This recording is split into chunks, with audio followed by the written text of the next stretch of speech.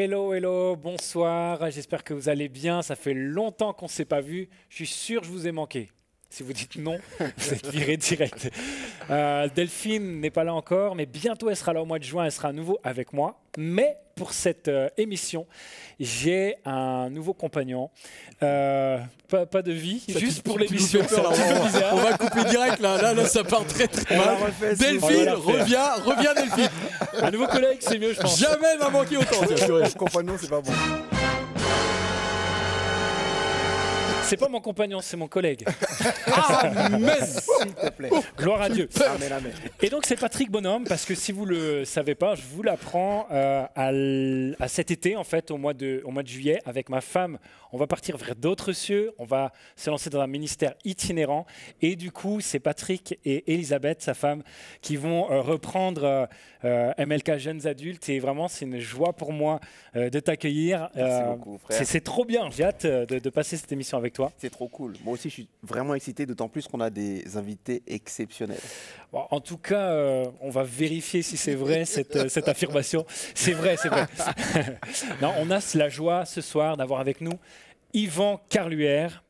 Yeah. Pour la joie, on verra. Vas-y pour Eli. Et on a également Eli David Domingos. Yes. Bienvenue les amis. Merci. Est-ce que vous pouvez il a combien de prénoms? Il a combien de prénoms? Eli, David. On a oublié le Bishop. Bishop. Ah, c'est lui le Bishop? Mais oui. Ah, mais attends, je recommence. Salut Bishop. Eli, David. Oh là. Et il a pas de bague, Allez, vas-y. Ah, c'est pas possible. Ça va être compliqué. Ok. Est-ce que vous pouvez vous présenter, les gars? Je sais, ça va être difficile, vous êtes pasteur, mais vous avez 20 secondes pour vous présenter. Vas-y, Eli. Ok, Eli David Domingos, pasteur, artiste et amoureux de Jésus. Yes. Et très heureux d'être là. Yes. 15 secondes là, je sais pas si Non, c'est génial. T'as 5 secondes de plus, Yvan. Non, c'est bien. Moi, je m'appelle Yvan. Voilà, j'ai eu la joie de démarrer l'église MLK il y a quelques années. Puis aujourd'hui, je vois que vous êtes là, donc ça a beaucoup grandi. Yes. On est très heureux en tout cas ce soir. On va aborder un thème qui est revenu souvent dans vos questions, le plan de Dieu. Comment on fait pour s'y retrouver là-dedans? Donc si vous êtes prêts, on y va. Très bien. Alors la première question qu'on a maintenant, c'est une question qui est importante, que beaucoup de personnes se posent, c'est comment je fais pour comprendre le plan de Dieu? C'est une question super générale. Donc mon général, Yvan, c'est à toi. Pas mal de jeux de mots. C'est brillant. La seule chose qui sera brillant, c'est la question. Non, c'est compliqué. C'est compliqué de vous répondre. Comment comprendre le plan de Dieu? Il y a plusieurs choses qui sont importantes. C'est déjà, il y a le plan général, il y a le plan spécifique. Okay. Aucun plan spécifique, c'est-à-dire personnel pour toi, ne peut être différent du plan général. Donc déjà, on peut checker le plan général. L'avantage, c'est que le Seigneur nous a laissé vraiment une parole qui est claire et qui met des cadres dans le général. Il nous dit, le plan de Dieu, c'est que tu aimes ton prochain comme toi-même. Donc, quand tu vas t'engager dans une relation sentimentale, si c'est le domaine sentimental, c'est pas pour te servir toi, mais c'est pour aimer l'autre. Après, il donne des cadres, il dit voilà comment vous faites bien les choses. Vous aimez la personne, le cœur doit précéder le corps. Enfin, il y a des choses de base, tu vois. Tu mets les choses dans l'ordre, déjà, ça va t'aider. Pour les études, il y a une grande liberté. Dans la Bible, ils ne disent pas le plan général sur les études, il est super large. Dans le domaine de l'amour, il est un peu plus restreint, et on verra peut-être tout à l'heure si c'est une des questions qui vous intéresse, mais sur le plan des études, il est plus général. Et donc, le plan spécifique, c'est peut-être ça que dit la question derrière, c'est comment savoir si Dieu nous demande de faire, je sais pas moi, une fac d'histoire géo, ou bien si je dois partir dans un IUT GEA ou un truc comme ça. Bon, bah là, pour le coup, c'est hyper spécifique. La vérité, c'est que moi, dans ma vie, j'ai à peu près jamais entendu Dieu me donner un niveau de détail à ce point-là. Alors, je sais qu'il y en a qui sont plus câblés que moi et tout, mais moi, quand j'ai demandé à Dieu, par exemple, j'hésitais entre économie ou droit, et Dieu me l'a dit avec beaucoup de gentillesse, tu vois, il m'a dit, il n'a pas dit, parce que Dieu est poli, tu vois, il n'a pas dit je m'en fous, mais il m'a dit, c'est ok, enjoy, tu vois, ce que tu fais, par contre, ce qu'il me dit, c'est si tu le fais avec excellence. Si tu le fais, tu te laves le matin, tu travailles fort, tu donnes le meilleur. Et puis, quelque part, Dieu n'a pas choisi parce qu'il ne fallait pas que derrière, après, et je vais terminer, je te laisse la parole après, que si c'est lui qui est très, très spécifique, ça nous décharge, tu vois. Et puis après, on fait pas les efforts. Ah bah Dieu, il m'avait dit que c'était c'est ça que je voulais faire, ça n'a pas fait. Bah alors, c'est la faute de Dieu parce que franchement, il s'est planté. Non, non. Je pense que Dieu nous laisse une grande marge dans le spécifique. C'est ça. Et puis à toi, chef. Et comment répondre après ça? Eh ben, c'est ton problème. Hein. Mais comme il te reste plus que 7 secondes, tu peux dire Amen et puis ça devrait le faire. Bah, écoute, déjà la première chose, j'aimerais rassurer quelqu'un tout de suite, c'est que le plan de Dieu existe pour toi, déjà de base. Il le dit dans Jérémie, j'ai des plans de bonheur pour vous. Ouais. Et je pense que beaucoup de gens n'arrivent pas à comprendre le plan après parce qu'ils doutent que Dieu ait un plan pour eux déjà. Ouais, c'est vrai. Donc la première chose, c'est qu'il a un plan déjà pour toi. Et la deuxième chose, c'est que ce plan est un plan de bonheur. Donc pour rejoindre ce qu'il a dit, à partir du moment où le bonheur n'y est pas réellement, à partir du moment où la paix du cœur n'y est pas réellement, je doute que ce soit lui qui le veuille réellement pour toi. Et après, tout ce qu'il a dit, c'est très bien, et je vais directement en dessous. Je suis totalement d'accord avec. Juste que je rajoute qu'il faut être conscient de ça. Il a un plan pour moi. Beaucoup de jeunes n'arrivent pas à marcher avec le Seigneur justement parce qu'ils pensent qu'eux ont un plan pour eux, leurs parents ont un plan pour eux, leurs professeurs ont un plan pour eux. Mais est-ce que Dieu a un plan pour moi? Oui, il a le plan. Il a le plan. Et si je dois rajouter une dernière chose, parce qu'il me reste 7 secondes, c'est d'être conduit. Paul le dit très bien, marcher par l'Esprit, soyez conduit par l'Esprit. Le Saint-Esprit ayant une forte relation avec nous, à un moment donné, il va commencer à nous convaincre sur certaines choses. Pas dire ce qu'il faut faire, mais te donner la paix sur certaines choses. Voilà. Yes. C'était très dur de passer après lui. Hein. Je transpire de fou. Il y a peut-être... Non, arrête, c'est important. Peut-être qu'il y a un tout petit peu quelque chose de trop cliché dans la question. Sans offense pour la personne géniale qui a fait la question. C'est le plan de Dieu. D'où vient le fait que ça soit un E et pas un les. Alors, je crois qu'il y a le plan de Dieu. Quand il dit ma nourriture, c'est de faire la volonté. Toi, quel est ton plan, Dieu? Il y a un plan qui est global, mais il est large, assez large. Et les plans de Dieu, c'est-à-dire que je pense que ça va être une des questions qui va arriver derrière. Ça serait un poids hallucinant de savoir qu'il n'y a qu'un seul et si jamais tu rates un moment, t'es mort. Donc je pense que ça va peut-être une de tes questions. Qu'est-ce qui se passe si il y a une marge de manœuvre. Voilà, il y a une marge de manœuvre. Pour quelqu'un qui a l'impression qu'il dit ouais, Dieu avait des plans de bonheur, ma vie est nulle aujourd'hui, ça veut dire que c'est foutu. Non, ça ne veut pas dire que c'est foutu. Ça veut dire que Dieu réajuste. C'est un GPS, il réajuste. Amen. Yes. Quelque part, finalement, ce qui ressort, c'est la notion de responsabilité, de co-responsabilité avec Dieu. Dieu veut le meilleur pour nous. On doit essayer de le comprendre, d'être à son écoute, mais on a aussi une marge de liberté dans la mesure... En fait, Dieu nous fait plus confiance qu'on arrive souvent à lui faire confiance. Et qu'on arrive à marcher main dans la main avec lui, c'est vraiment une bonne chose, je crois. Patrick, toi, tu as un truc peut-être pour essayer d'écouter comment on arrive à l'entendre, Dieu, quand il nous parle spécifiquement dans le plan spécifique. Est-ce que toi, tout à l'heure, Yvan disait, moi, ça n'a jamais été aussi précis. Peut-être qu'il y en a qui, je ne sais pas, Élie ou Patrick, vous avez déjà vécu un truc un petit peu plus précis?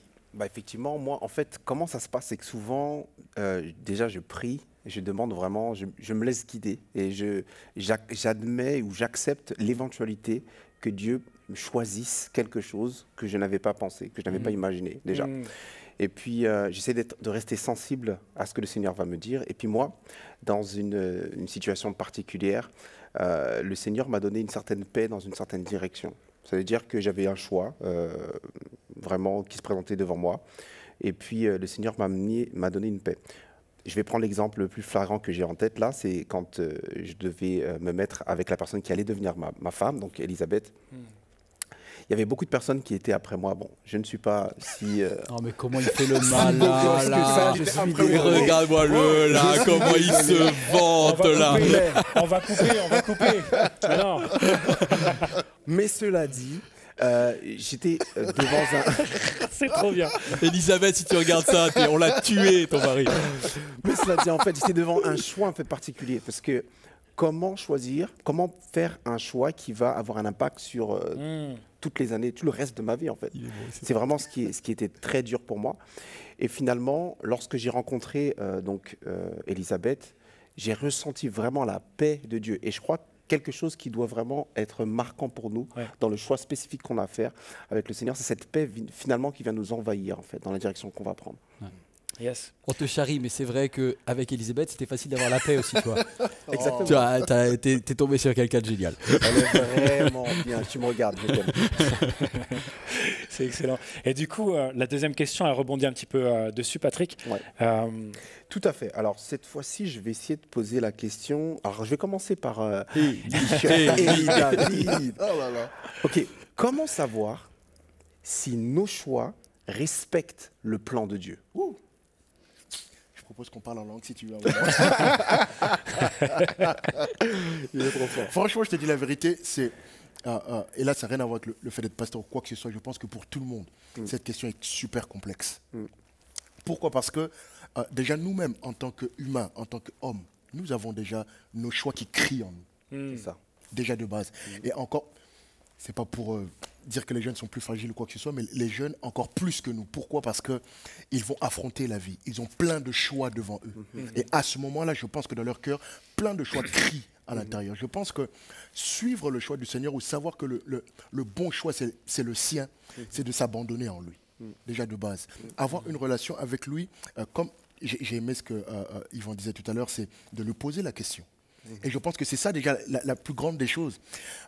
Je vais te dire simplement, Jean me dit de venir, et la première chose que j'ai fait, c'est « Seigneur, est-ce que je dois y aller ?» Je pense que si on arrive à poser des questions aussi simples, parce que on veut parfois faire de grandes choses, avoir une vision, avoir un ange qui rentre dans ta chambre, ou Dieu qui descend en barbu, et dire « c'est le choix ». Parfois, juste lui poser la question. Et sa réponse sera aussi peut-être aussi simple que la question que tu lui as posée. Et ça peut être, bah écoute, je suis avec toi quoi qu'il arrive, vas-y. Et ça peut être, bah, je suis peut-être pas dans ce chemin-là. En fait, déjà lui poser la question et après se laisser guider par ce qu'il met dans notre cœur. Yes. Amen. Est-ce que tu vas y arriver? Je me suis dit, si Dieu n'avait pas été content, t'aurais pris un bus dans la tête, quoi. Boum, à l'arrêt de bus, c'était terminé. Oh purée, merci Seigneur, il fallait qu'il soit là. Non, juste, non, c'est vrai, c'est très bien, c'est juste ce que tu dis. Le point est toujours, c'est cette idée de qui est Dieu. Alors, qui est Dieu? Qui est Dieu? Déjà, le plan de Dieu. À la base, Dieu, c'est pas n'importe qui, c'est notre Père. Amen. Et je ne sais pas si toi qui regardes, tu as un père qui est un modèle, etc. Mais à la base, le Père Céleste, nous aime profondément. Pas comme un père dysfonctionnel, mais comme un père qui nous aime. Et donc, moi j'ai mon fils qui est ici et qui regarde cette émission, mais un papa n'a pas envie d'être autoritaire. Un papa qui aime a envie que son fils apprenne l'autonomie, que son fils évite des erreurs, ça c'est sûr. Mais il aime aussi, enfin moi j'aime que mon fils développe un caractère, qui soit un caractère qui aime, qui aimera le Seigneur ton Dieu de tout ton cœur et ton prochain comme toi-même. Mais après, j'aime bien le voir mûrir et grandir. Et Dieu n'est pas quelqu'un qui veut que tu fonctionnes comme un robot. Donc il a à la fois envie de te dire oui ou non, et puis des fois Dieu dit mais je suis ton papa, je te laisse faire tes choix, et je regarde quelle est l'intention de ton cœur. Donc moi je dirais juste, si tu commences à voir si jamais ça respecte l'entendé de Dieu, c'est quelle est l'intention de ton cœur au moment où tu les fais. Est-ce que ton intention, c'est une intention égoïste, ou est-ce que c'est une intention altruiste, de faire du bien à l'autre? Est-ce que ton intention, c'est de faire des études parce que tu veux juste faire du fric plus tard, ou bien est-ce que c'est de faire des études pour apporter de la valeur aux gens qui sont autour de toi, pour construire une équipe, pour construire un foyer, pour construire... Voilà, tout c'est l'intention que tu fais, et après tu dis papa, tu sondes le cœur, papa, tu sondes mon intention. Même si mon fils un jour fait un mauvais choix, mais si son intention était bonne, bah, je ne vais pas lui tomber dessus. Des fois, il a voulu bien faire. Et pour moi, un choix, même si ce n'était pas mon idée, que c'est son idée à lui, mon fils, mais si je sais que son intention était bonne, je couvre. Et c'est ce que dit Dieu. Dieu dit, les cheveux de votre tête sont comptés, je fais hyper attention. Mais ce n'est pas pour autant que je vais vouloir couper les cheveux en quatre, quoi. Vous avez une liberté, vos intentions doivent être pures. Aimer Dieu, aimer son prochain. C'est un super filtre. C'est simplissime ce que je dis là. En cas de doute, si jamais Dieu ne répond pas, est-ce que ce que tu as fait, tu vas le faire pour aimer Dieu et pour aimer ton prochain? Et si jamais c'est contraire à l'un des deux, tu as un petit souci là. C'est excellent, c'est un vrai type, c'est un vrai truc. Ouais. Très simple, très simple. Ce que tu as fait là, si on l'applique. Quelle aurait été la raison pour laquelle ça aurait été une mauvaise idée qu'il vienne? Réfléchissons. C'est s'il venait juste pour faire, si tu venais pour flamber, si tu venais pour du show-off, tu vois. Là, il y aurait eu un moment où peut-être Dieu t'aurait dit, c'est pas bon pour toi. Mais tu leur aurais d'ailleurs pas posé la question parce que tu aurais pas. Mais si tu viens parce que tu dis, la personne là, toi, on a envie que tu sois béni. Et ben c'est bon, Dieu est pour. C'est ça. Aimer le prochain comme soi-même, c'est bon. C'est ça qui est magnifique, c'est que Dieu regarde pas simplement le résultat, contrairement aux hommes. On peut pas voir, mais il voit l'intention, il sonde l'intention des cœurs. Et c'est ça qui est génial. Et non, mais je trouve ça magnifique. Je trouve ça vraiment magnifique. Amen. On a une autre question. Yes. Comment ne pas être bloqué dans ses actions par peur de sortir du plan de Dieu? Et des fois, il y a un petit peu, je veux tellement respecter Dieu que je fais plus rien. Ouais, je fais plus rien. Je manque d'audace parfois. Et après, plus on avance, plus les questions sont. On monte en niveau. Là, c'est niveau 3 là. Alors, cette question, elle est pour qui pour la seule personne qui n'a pas parlé pour l'instant. Yvan, vas-y. Oh le méchant. Non, mais là encore une fois, il y a un biais au départ dans la question et c'est quelqu'un de flippé qui a dit la question, mais c'est quelqu'un qui veut bien faire. Absolument. Mais vouloir bien faire, des fois, ça a des limites. Parce que si ta connaissance de Dieu est fausse au départ, même si tu veux bien faire, tu vas avoir une vie qui est pénible. Il part de l'idée qu'il y a un plan de Dieu. Redis-moi la question. Alors, la question exactement, c'est comment ne pas être bloqué dans ses actions par peur de sortir du plan de Dieu. De sortir du plan de Dieu, ok.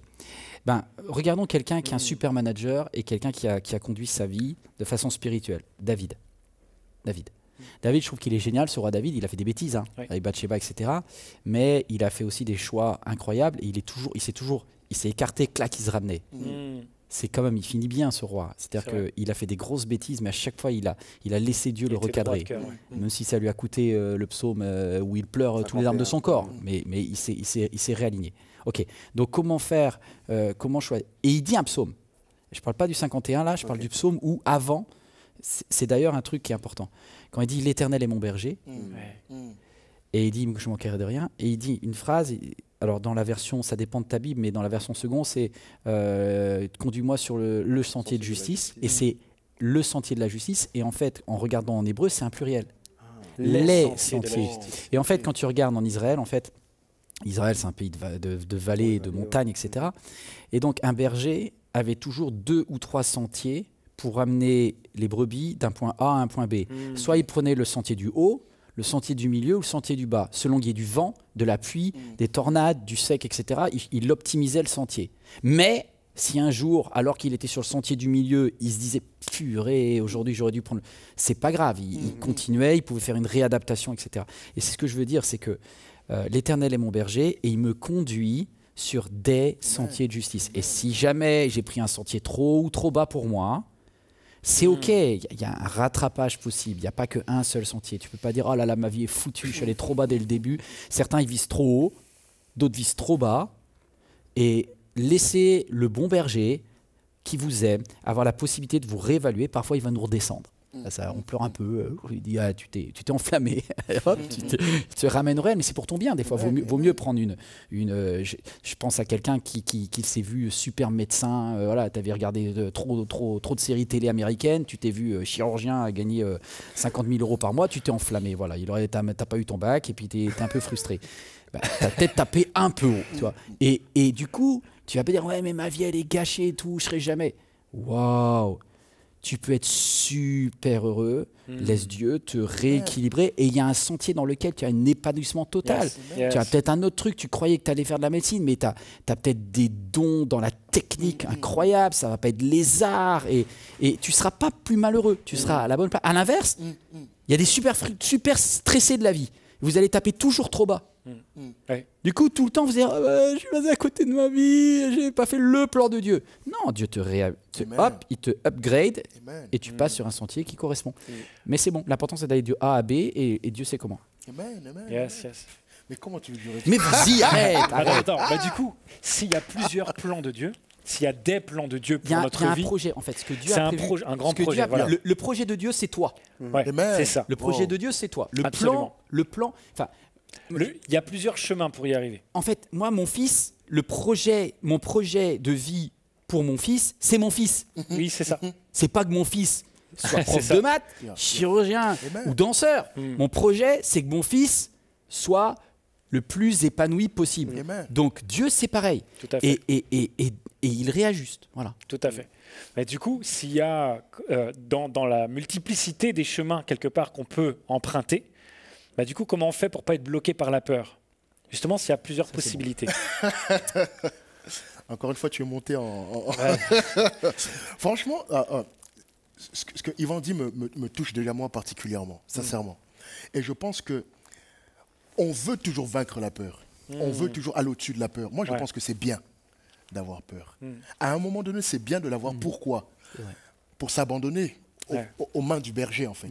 C'est vrai aussi. Ce que j'aime, c'est que Jésus, bien sûr qu'il a fait des miracles, je suis totalement d'accord, mais le texte de Jésus, moi, qui me plaît le plus, c'est quand il a Gethsémane et que Jésus est prêt à accomplir le pourquoi il est venu, mais qu'à ce moment-là, Jésus, le Tout-Puissant, qui a marché sur les eaux, qui a fait des trucs de fou, dit, finalement, peut-être que cette volonté-là, j'en veux pas. Et je trouve que c'est bien d'avoir cette image, de sentir cette peur parfois pour dire, tu sais quoi, c'est trop grand pour moi. Si toi, tu n'es pas avec moi, je ne peux pas le faire. Et j'aime l'image du parent. Moi, je suis papa depuis 11 mois d'une petite fille. Et juste avant que je vienne... Félicitations. Merci. Et juste avant que je n'encouragez pas trop, ça va lui faire peur. Grave. Là, j'ai pas compris pourquoi ce... On te bénit, là, on te bénit à fond. Les mecs, ils sont super mal, ils n'ont pas dormi depuis 4 ans.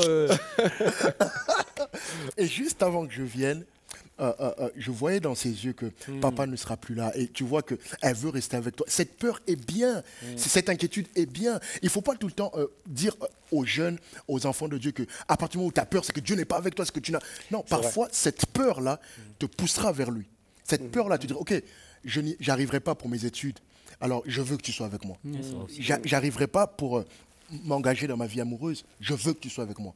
Tu vois, et dire que le projet de Dieu, c'est nous, ça enlève un stress total parce que finalement, si je n'ai pas été chirurgien, je m'abandonne à toi pour ce que tu veux que je sois. Tout à fait. Mais c'est vrai en plus, parce que la Bible a dit ça, elle dit que nous sommes son ouvrage. C'est nous le plan, c'est nous le chef-d'œuvre, c'est nous le poème. En grec. C'est magnifique. Il écrit le poème. Amen. Yes. Right, ok, une autre question? Dernière question. Alors, le plan de Dieu peut-il être changé en fonction de nos erreurs? On en a un peu Ne me regarde pas. parlé. J'ai bien envie de commencer par toi, Bishop. J'aime bien t'entendre parler. En fait, tout à l'heure, Yvan disait quelque chose, c'est que j'aime cette expression « des sentiers ». À partir du moment où il y a les sentiers, c'est que finalement l'erreur est peut-être permise et que même si je me trompe, le berger va m'aider. C'est ça. J'ai eu l'occasion, mes parents habitent en Côte d'Ivoire, j'ai eu l'occasion d'y aller, on allait dans un village, et tu vois tous ces bœufs-là qui sont en train d'aller un peu dans tous les sens, et à aucun moment, le berger va vers un bœuf pour crier sur lui, pour le frapper ou quoi que ce soit. Non, j'ai l'impression qu'il y a une confiance entre le berger et la brebis, qui se dit, OK, même si elle se perd à un moment donné, elle reviendra. Et la brebis a cette confiance aussi de se dire que si finalement le berger me laisse aller là, c'est que c'est pas si dangereux. Je ne vais pas dire que c'est pas dangereux, mais c'est que finalement on pourra rattraper. Et Jésus le dit, je suis le bon berger. Mes brebis connaissent ma voix. Se tromper, faire des erreurs, s'il y a des sentiers, si le plan de Dieu est si grand que ça, je peux me permettre l'erreur. Je ne dois pas avoir peur de ça. Et quelqu'un disait, je ne me trompe jamais, j'apprends. Parfois, se tromper, c'est bien pour nous aider à être ce qu'on doit être après. Tu vois, ma fille n'a que 11 mois, mais ce que Yvan dit, je l'imagine et je le vois avec mon papa, je peux faire des erreurs. Et ce n'est pas que dès que j'ai fait une erreur, le plan est terminé. Le plan s'arrête. Moi, j'ai redoublé 3 fois. Ce n'est pas pour autant que ma vie a raté après. Tu vois ce que je veux dire? Il faut enlever ce stress-là. Tu t'es trompé, c'est pas grave. Be cool. Sois tranquille. Le berger sait quoi faire après. C'est plutôt finalement comment on réagit après l'échec qui est important. Yvan, tu veux rajouter quoi? Non, c'est son humilité qui l'a sauvé. Wow. Parce qu'en fait, c'est à partir du moment où tu dis, OK, je reconnais que j'ai fait une erreur. Et tout est possible. Enfin, quand tu regardes, tu parlais du berger, là, parce que c'est un peu la métaphore que l'on est en train de filer depuis tout à l'heure. Mais il dit, je vais laisser les 99 qui n'ont pas fait d'erreur de plan. Ouais. Et je vais aller chercher celui qui a fait une erreur de plan. Ouais. Et je vais aller le trouver dans son buisson tout d'épines ou dans sa mare de boue qui pue. Et je vais aller l'aider parce que j'entends les cris de quelqu'un qui a mal et qui a envie de bien faire. Donc ça, c'est vraiment beau ce que tu dis. Je pense qu'il y a quelqu'un qui est en train de recevoir une parole là. C'est pour toi. C'est Dieu. Il n'est pas que à prendre soin de ceux qui ont réussi le plan ou qui ont réussi les plans.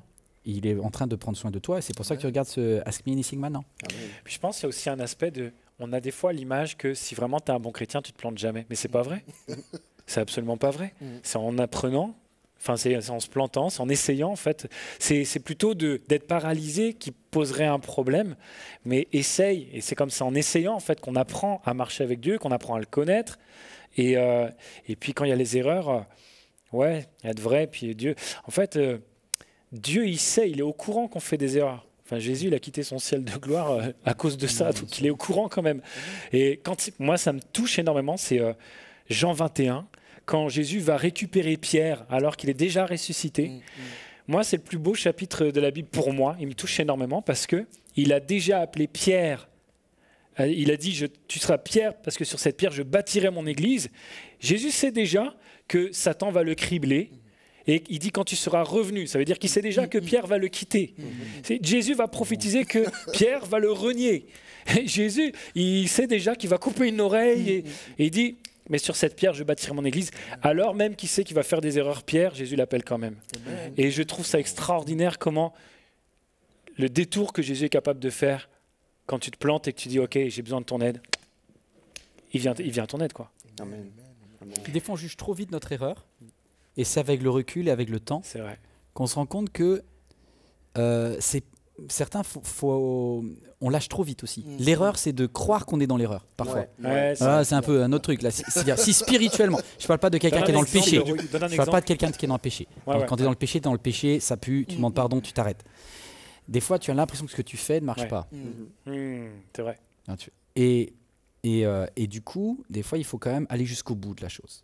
Il y a un moment où ça coûte et où tu ne vois pas les fruits. Et il ne faut pas être quelqu'un qui dès que tu as une difficulté, dire « Ok, ça ne devait pas être le plan de Dieu alors. » Le plan de Dieu, ça va t'obliger à taper fort. Moi, je me rappelle, j'avais le pasteur Laurent Rupi qui était là, avec qui je mangeais cette semaine. Et Laurent me dit « Yvan, tu m'as donné une parole de Dieu un jour. » Je dis « Ah bon, et tout, laquelle ?» Et il me dit « Tu m'as posé une question. » Et cette question a été juste essentielle pour ma vie. Il me dit, je suis venu vers toi, et c'est vrai qu'il est tellement positif. Si vous connaissez Laurent Rupi, Église Impulsion, le gars, Laurent, t'es un warrior de Dieu, t'es incroyable. Il est déjà venu d'ailleurs sur une émission. Il est top ici. Et Laurent, il me dit comme ça, il me dit, Yvan, je suis arrivé tout feu, tout flamme, il démarrait l'Église Impulsion, et il me dit comme ça, je suis venu en disant, tu sais, ça va cartonner du feu du ciel, peut-être on sera une méga church, en tout cas, moi, c'est mon objectif, je tape haut et tout ça.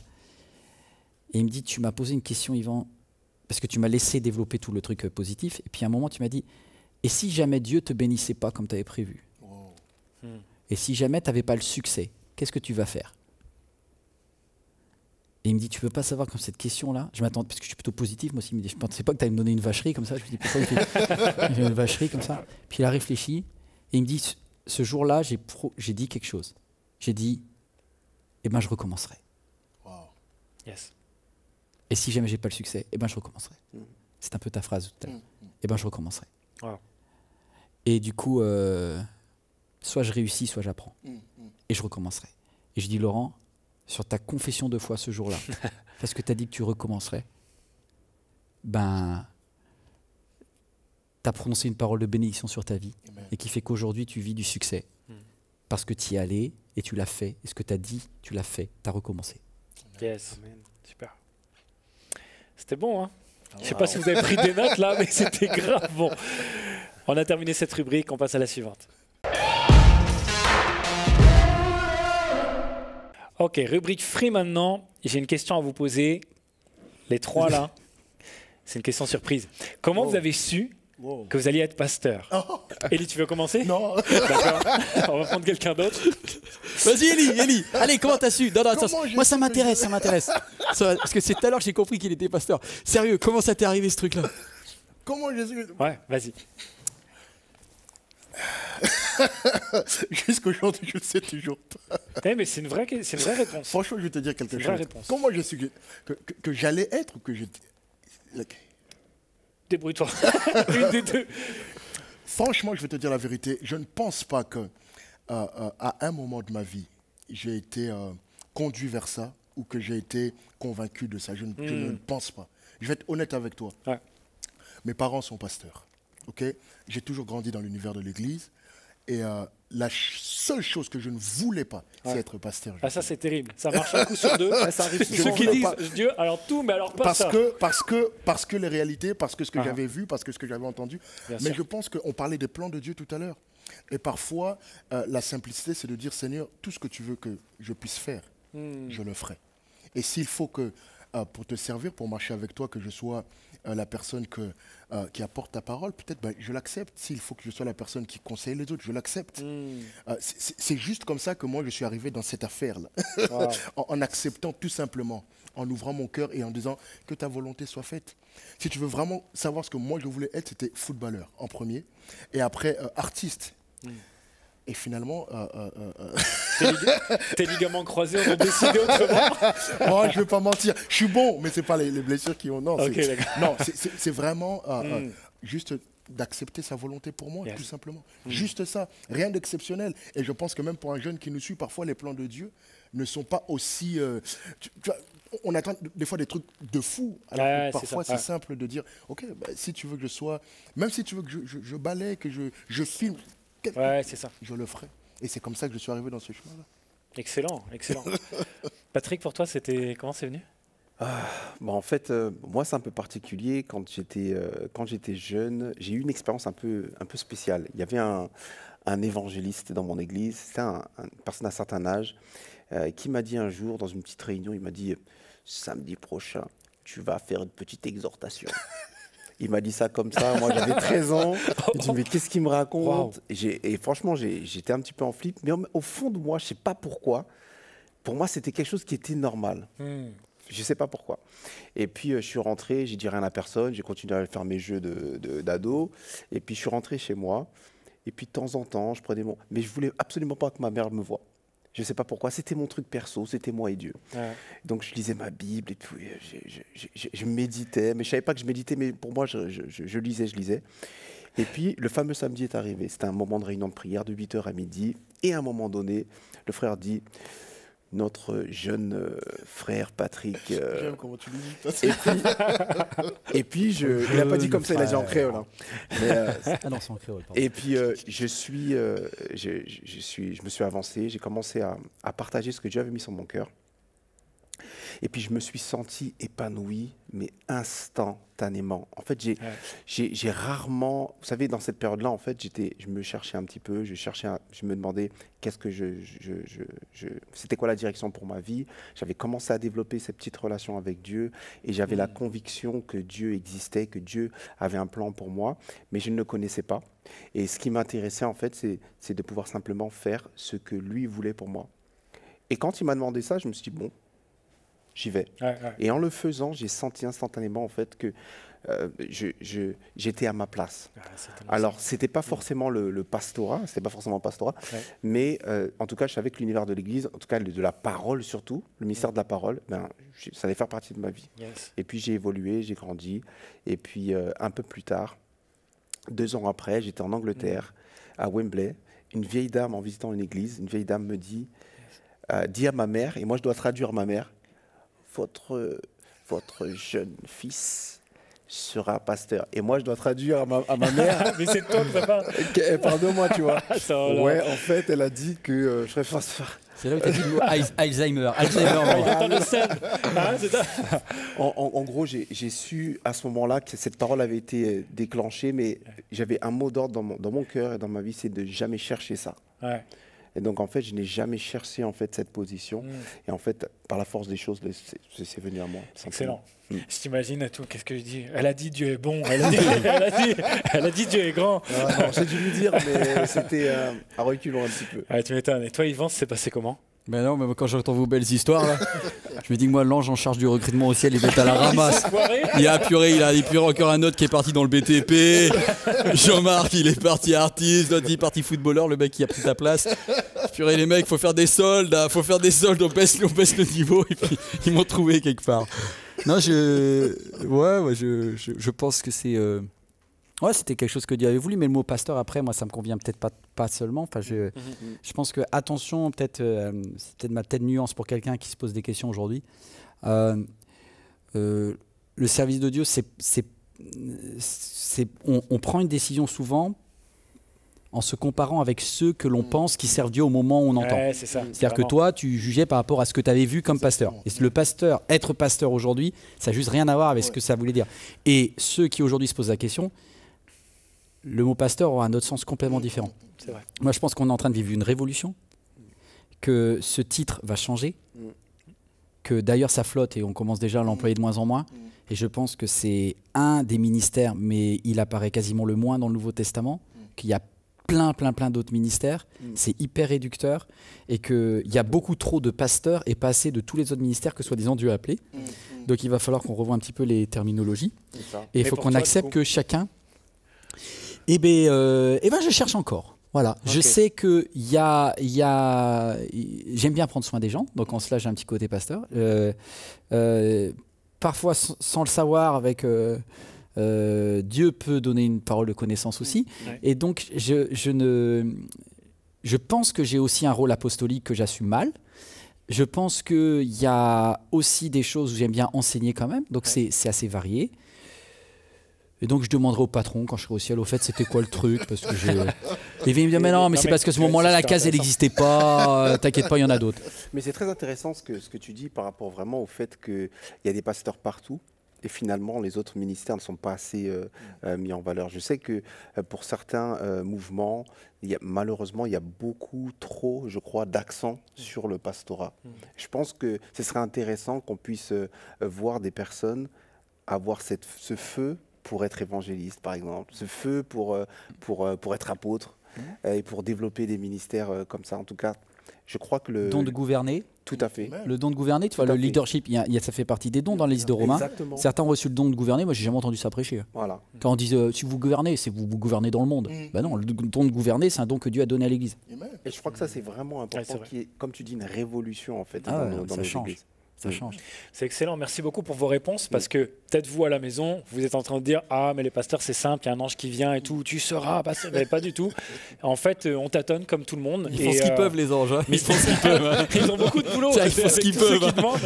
Quand ils tapent sur la France, ils sont à la ramasse, ils disent « Qui c'est qui va aller faire le recrutement en France ?» « Non, pas moi et tout, pas moi Jésus, non !» Mais en tout cas, ce qui est important, c'est d'être disponible et en fait d'être prêt.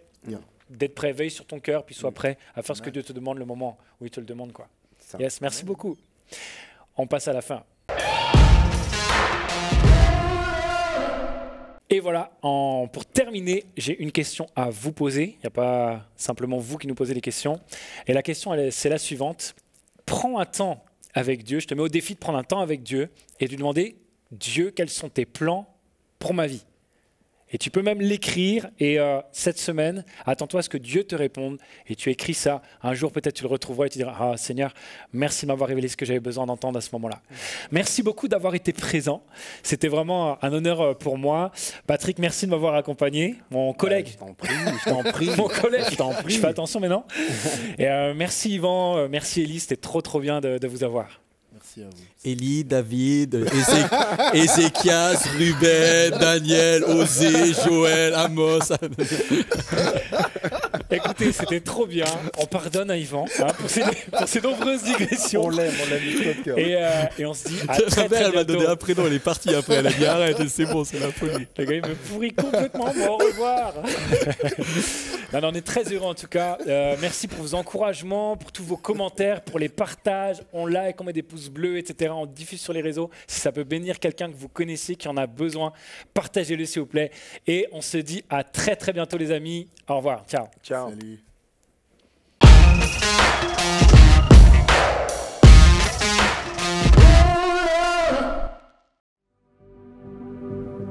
Chers amis, depuis le mois de mars, l'Église MLK a mobilisé tous ses moyens humains, techniques et financiers pour vous offrir chez vous des messages et des émissions de qualité.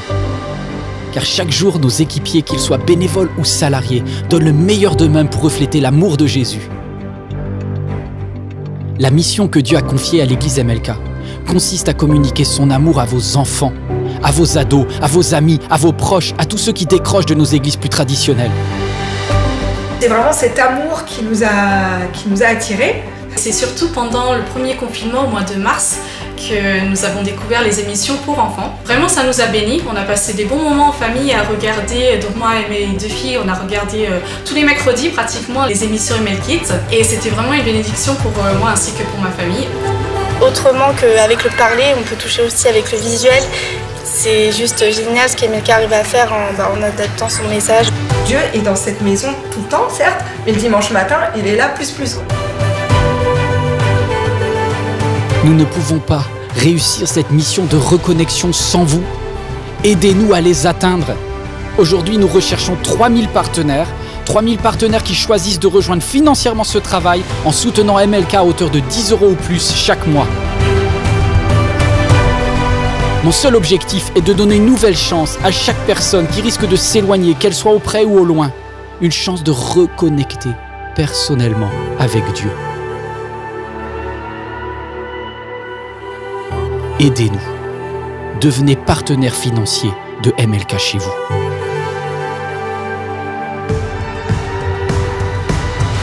La production MLK a besoin de fonds.